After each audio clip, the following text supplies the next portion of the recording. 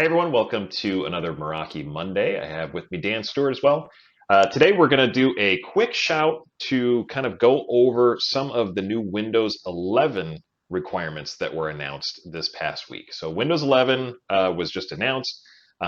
There's a big of a kind of a fluster over some of the CPU requirements that are there because at the moment it basically kind of starts at eighth generation processors. Now, some of the older processors can still run Windows 10 just fine. The assumption is also that they'll probably be able to run Windows 11 just fine, but basically the requirements are saying nope, because of some security processes in the background of how the chips are made and kind of what's in the firmware of those. That eighth generation Intel processors and above are the only ones that are going to be Windows 11 capable. So, as we see on the screen, what does that have to do with Meraki? Well, that's why I have Dan Stewart with me as well. We are going to just kind of go through a quick kind of an understanding, really from a sales perspective, of how we can take this announcement and kind of look at it from a Meraki perspective. Dan? Yeah, so we're kind of using this as just, some idea brainstorming that we're going through as Windows as a software is requiring, like Bobby said, new hardware, which is great because with new hardware, you're typically going to see new PC laptop sales in the release cycle. So our thought is that with new laptops on the market, new PCs on the market, running Windows 11, we're going to end up with new Wi-Fi 6 clients coming with those pieces of hardware as well.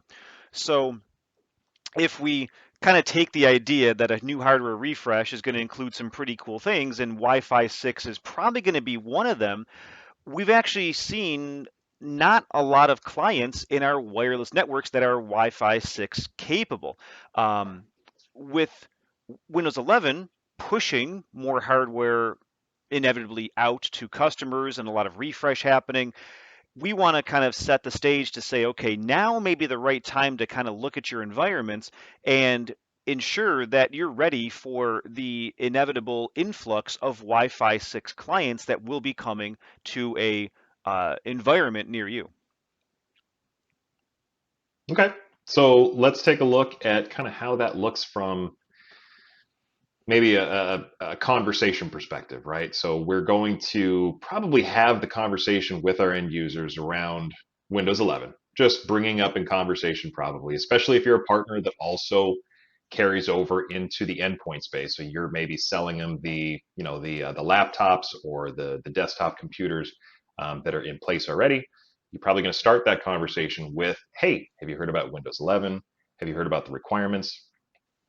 Take a look at the CPU requirements, see on our network, basically what might need to be refreshed at that point, and then take a look and maybe convert that into a conversation where we start talking about those new clients and the requirements that are, I'm sorry, not the requirements, but the capabilities of those clients.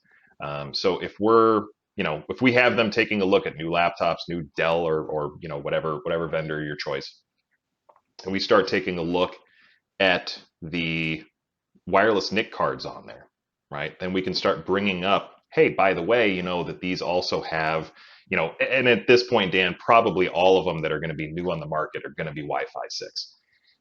But then you can have that Wi-Fi 6 conversation with that end user around the new capabilities that they might not have had in mind or might not have been used to because maybe the last time they did a refresh was a few years ago. And I mean, shoot, we still have wireless N running in some of the desktops.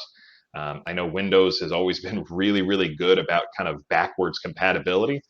So some clients are really, really old on a network because they still run Windows 10 just fine. And again, as Dan pointed out earlier on, one of the big kind of wow moments from this announcement was the fact that they basically said, no, we are not going to have, these CPUs and below are not going to be able to get Windows 11. That has not happened in a very long time. In fact, I know plenty of PCs that are still running Windows XP unsupported.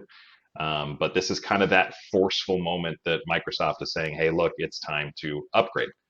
And when we're upgrading, then we can start taking a look at those NIC clients, right? Taking a look at the NIC clients can lead us into a conversation about saying, okay, well, hey, here's what Wi-Fi 6 does. Here's what these NIC clients are capable of.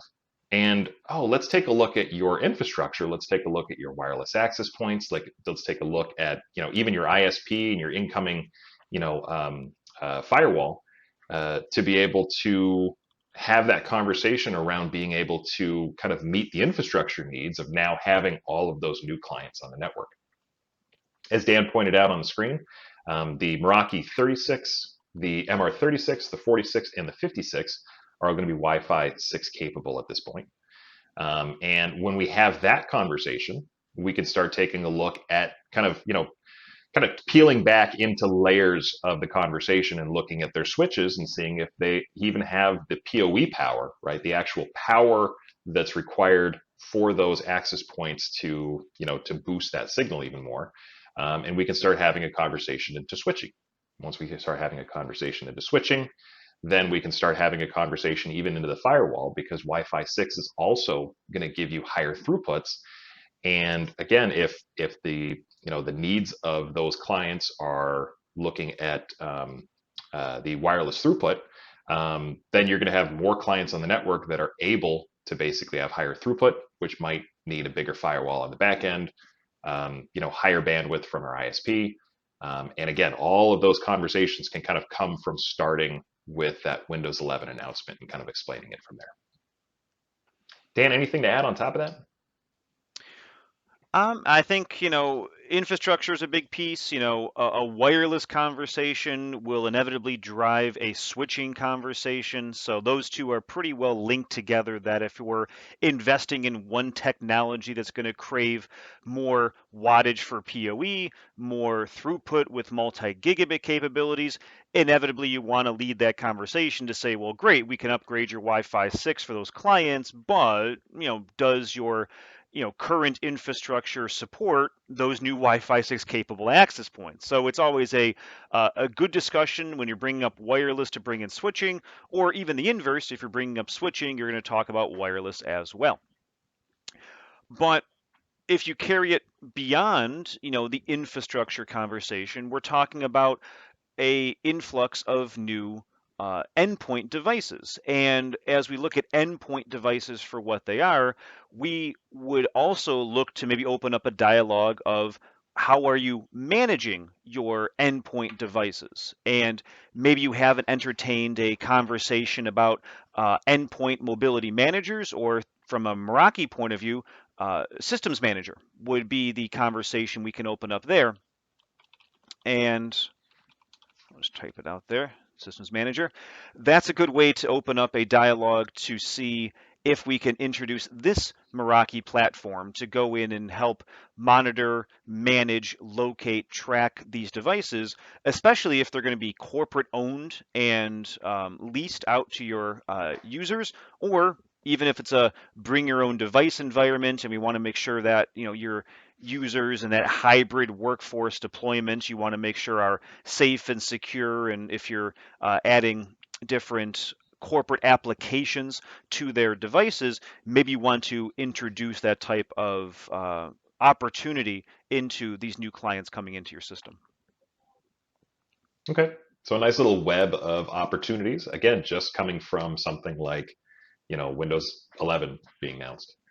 So again, I said this was going to be a short one, so we'll leave it here. Dan and I are always available for a discussion if you kind of have some opportunities that need a little bit, further look, or a demonstration of the dashboard as well. So until next week, we will tell you goodbye today and see you in the next one.